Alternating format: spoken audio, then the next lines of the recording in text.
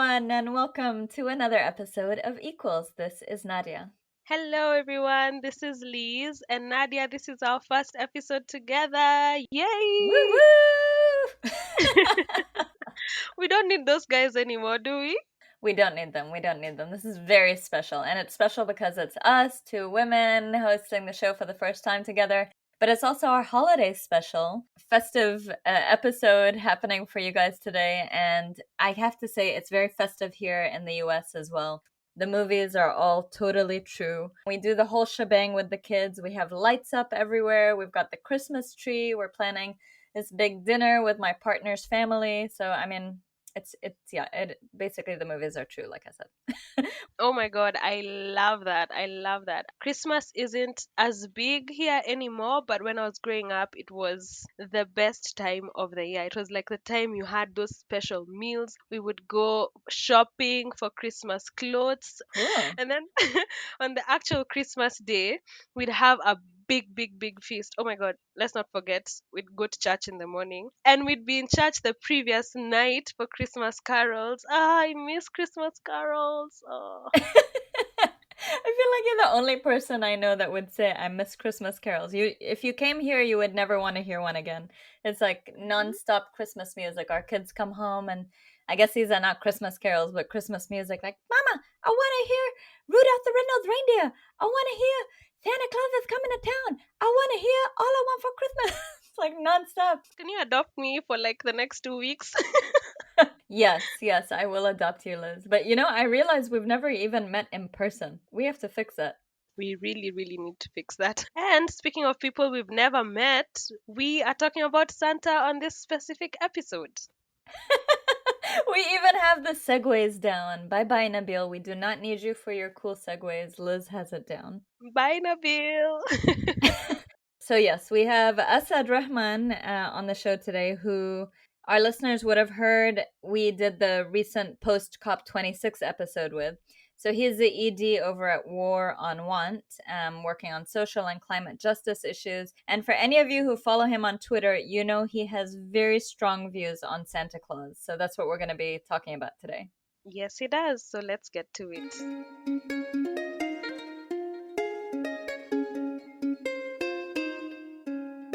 Hello, Asad. Thanks for joining us once again. You are by far the coolest guest that we've had because you're coming here to us twice in the span of 1 month. Thank you so much.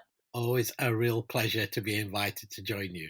And I guess it was probably easier to accept this one given the topic is a fun one. So we're talking about Santa Claus, of course. And look, I didn't grow up with Santa. I grew up watching TV in the Middle East and thinking Western kids were, quite slow for continuing to believe in Santa.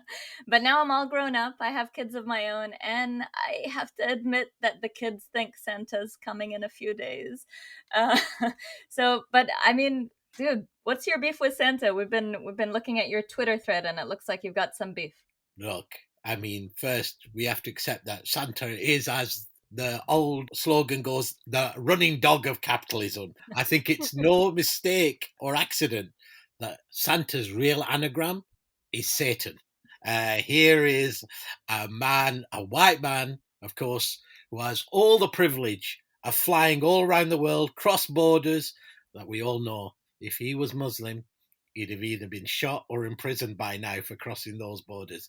But on a serious note, of course, he represents the worst elements of capitalism, of consumerism, of inciting and encouraging people to believe that happiness comes through the consumption of more and more products.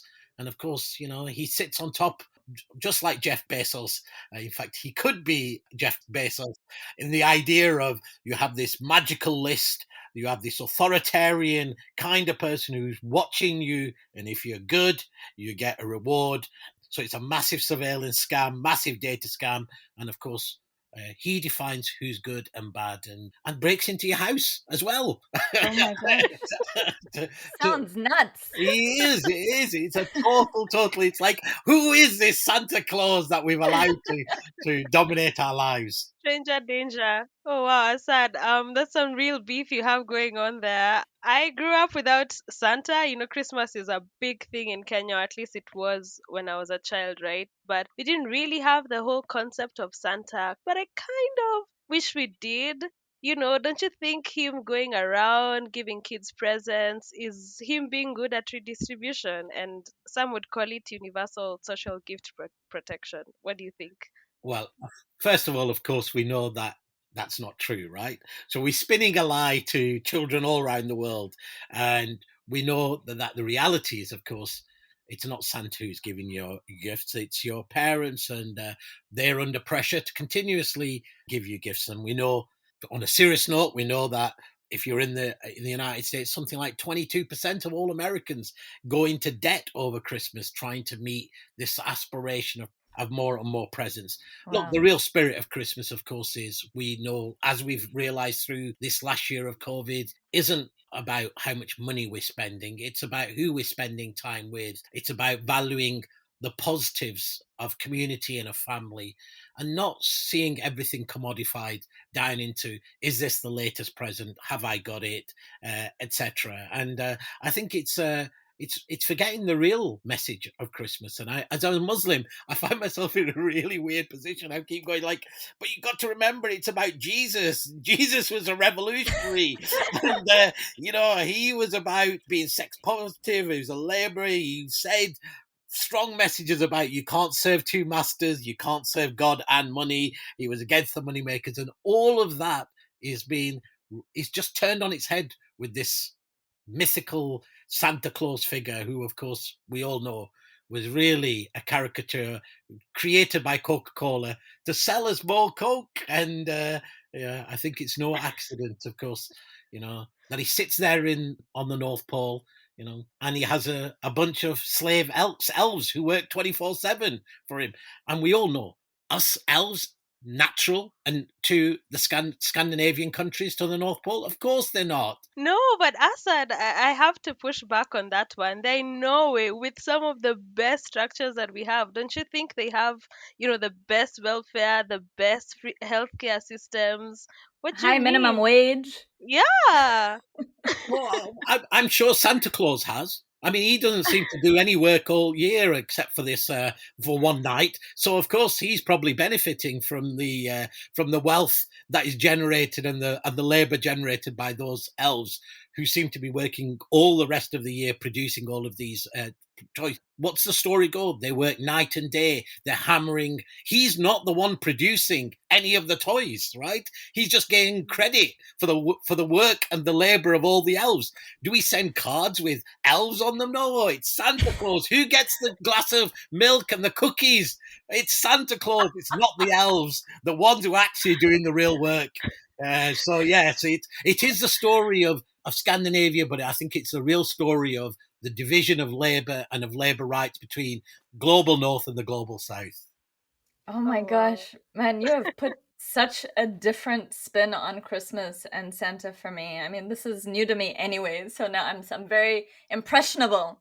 But okay. So you don't dig Santa. He's not for everyone. I see all of the concerns. We've talked about, borders, we've talked about labor rights, we've talked about a whole bunch of things. I mean, is he actually creating more problems than good? I mean, you talked about the 22% of people going into debt during Christmas. Anything you want to elaborate there? Of course, look, I think there's estimates that just over the festive season, we see an additional, if you look at it from carbon perspective, about another 650 kilograms of carbon per person. That's about 5.5% of the total carbon budget of a year is over Christmas. So we know, again, that just looking at the United States, it's estimated $1 trillion is spent on gifts.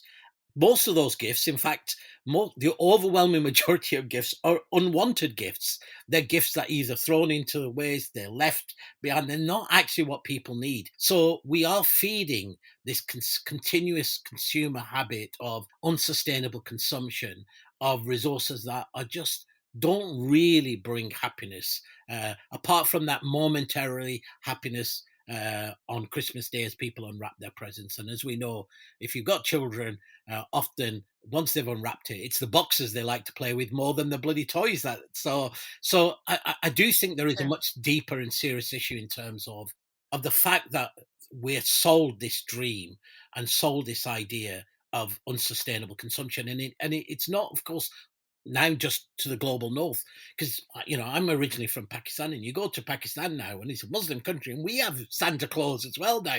So Santa is Wow. managing to go into every culture and every, I mean, I suppose it's no surprise because he is a McDonald's and a Coca-Cola and an Amazon, right? I mean, I find it really funny that you can go to Pakistan and you see Father Christmas. He's still white. He's a white man with a white beard. It's like, wait a minute. So Santa is always white, no matter where he is in the world, is he? Yeah. It's not even as if we get to have our own black Santa. Wow. You're making some really, really amazing points. And I wonder, is there anything good to this story? So say for example, you were to create the tradition, you were to start over this story from scratch. What would it be? So I would have definitely a revolutionary Santa. We should not. He shouldn't be coming down the chimneys of the rich to give them more products. I mean, I think what we need is a redistribution. So he should be coming down those chimneys, taking the resources of the wealthiest in the world, and then flying around the world and redistributing them to the poor. That would be a far better Christmas story. On a serious note, I mean, it's really interesting when you think about the Mm, tradition of Santa Claus, right? Because it comes from, Saint Nicholas, and even when you look at Saint Nicholas, as the saint on which this whole story is built, you know, the reason we talk about Saint Nicholas is because it's alleged that he heard about these young women and he crept into their home and left gold in their stockings for their dowry because their father was poor. And I just thought, even then, we reinforce all the patriarchal systems, right? Yeah. We yeah. reinforce, again, it's charity, not asking why is it that these families are locked into poverty and can't, why is it that women don't have the choice?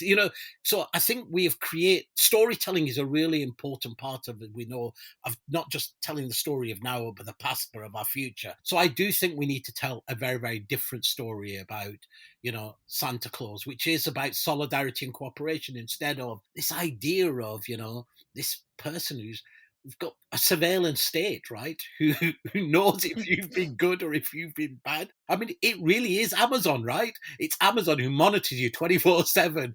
And if you are good, you get rewarded. It feels like it's an Amazon worker. And of course, in that, not the real story of the world, that majority of the gifts that are being shared in the global north are made by workers in the global south who won't have enough income to be able to even buy the very presents that they're creating.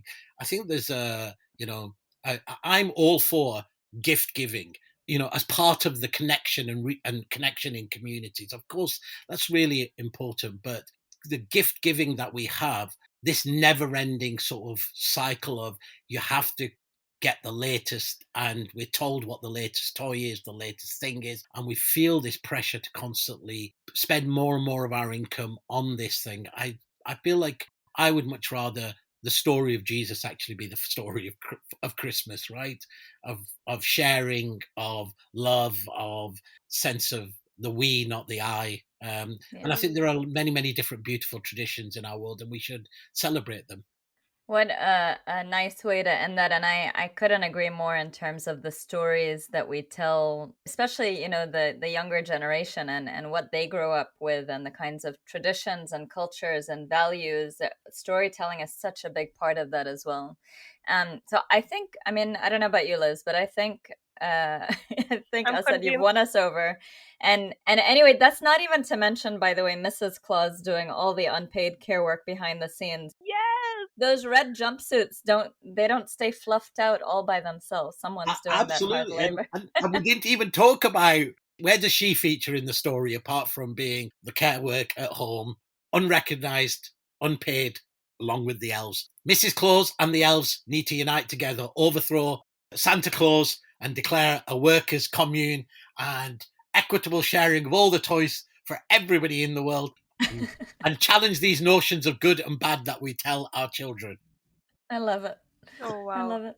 There's so much to unpack with this topic. I can't even believe it. But Asad, thank you so much, because for once I don't feel bad because I didn't grow up with Santa and the whole chimney and gifts and all this, whatnot. So thank you, Asad. And Liz, we have to be grateful because, of course, we didn't even talk about Santa in the Netherlands, right?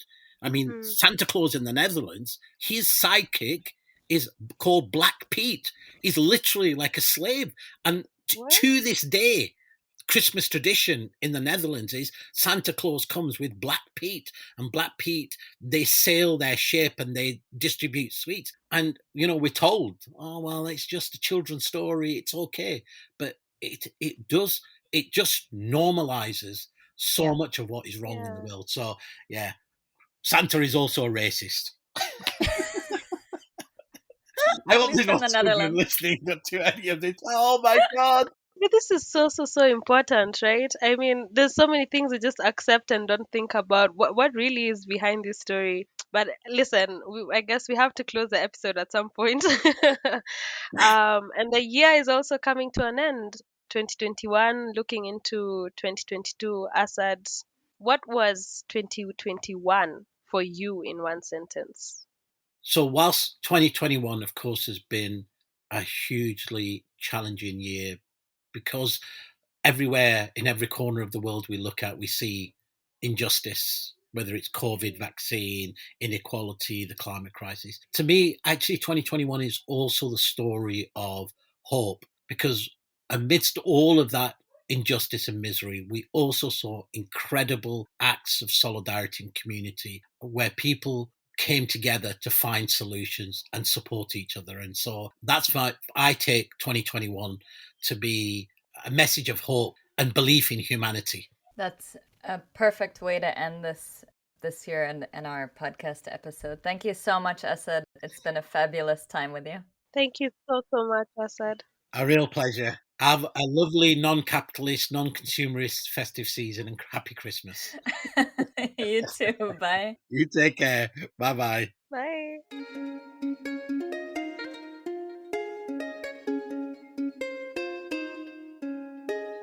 Wow, Nadia. Oh my God, I am completely blown away. I don't know. What did you think? I mean, let me say, Asad has way more beef with Santa Claus than I possibly could have imagined. I mean, damn. Yeah, we prepared for this episode, right? But it was hit after hit after hit. Seriously, I thought it was just labor rights issues and, maybe class issues, but it was class, race, labor rights, migrant rights, religion, gender, like every single angle. Nadia, honestly, the worst part is I think he was right. And I'm just thinking, are you going to be changing any Christmas traditions after that? I mean, if we do, it's gonna have to wait till 2022. We have all of our plans set for next week. So, my older daughter has actually stopped believing in Santa Claus pretty much anyway. So it's a good time. I love it. Good for her. Well, for me, I think Santa was never a big deal, but I always wanted to share this tradition with my kids. Now I'm not too sure. I think I'm going to recreate something along what Asad proposed. That sounds like a good plan. Sounds like a plan. Well, look, folks, that is a wrap on Equals for 2021. Thanks for joining us. Yes, thank you guys. We have more episodes for you coming up before we wrap up this season. But for now, please take a rest, enjoy the holidays, binge listen to the other episodes if you can. And as always, find us on Twitter at Equals Hope, and please do share with family and friends. Bye. Bye, everyone.